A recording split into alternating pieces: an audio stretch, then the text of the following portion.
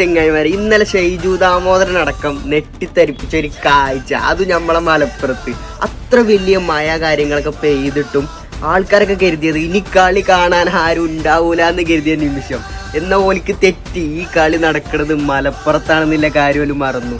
അത്ര വലിയ മഴ പെയ്തിട്ടും അവിടെ ഒരു സീറ്റ് പോലും ഇല്ല. അതാണ് മലപ്പുറത്തെ ചെക്കന്മാരെന്ന് പറയുന്നത്. അനുസ്മരിപ്പിക്കും നമ്മൾ എവിടെയാണ് നമ്മൾ നിൽക്കുന്നത്.